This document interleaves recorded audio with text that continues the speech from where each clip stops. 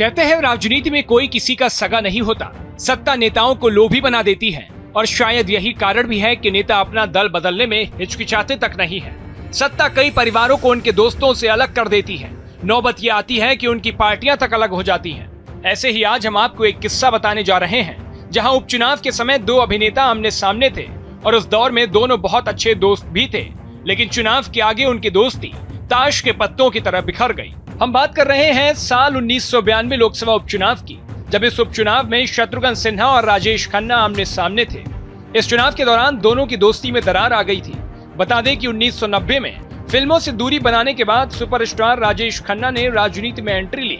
राजीव गांधी ने उन्हें 1992 में नई दिल्ली लोकसभा सीट से टिकट दिया। उनके सामने बीजेपी के लाल कृष्ण आडवाणी की चुनौती थी।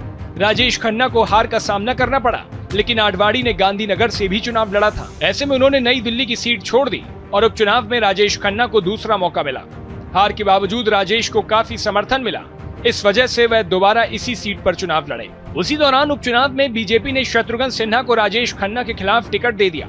इससे राजेश नाराज हो गए और शत्रुघ्न के साथ उनकी दोस्ती में दरार आ गई। राजेश खन्ना उपचुनाव जीते और 1996 तक नई दिल्ली के सांसद रहे। 1996 में जगमोहन के खिलाफ उन्हें 50,000 से ज्यादा वोट के अंतर से हार झेलनी पड़ी। जगमोहन पहले नौकरशाह थे और जनता ने उन्हें दिल खोलकर वोट दिया। इसके बाद राजेश का राजनीति से मोहभंग हो गया और उन्होंने इससे दूरी बना ली।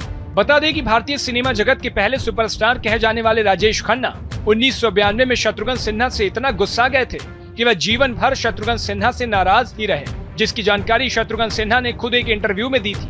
उन्होंने कई बार राजेश खन्ना को समझाने की कोशिश की, लेकिन वे नहीं माने। शत्रुघ्न के खिलाफ वे 25,000 वोट के अंतर से चुनाव जीते थे, लेकिन कभी उन्होंने अपने दोस्त को माफ नहीं किया। सियासत के इस पुराने किस्से पर आपकी क्या राय है, हमें कमेंट बॉक्स में जरूर बताएं।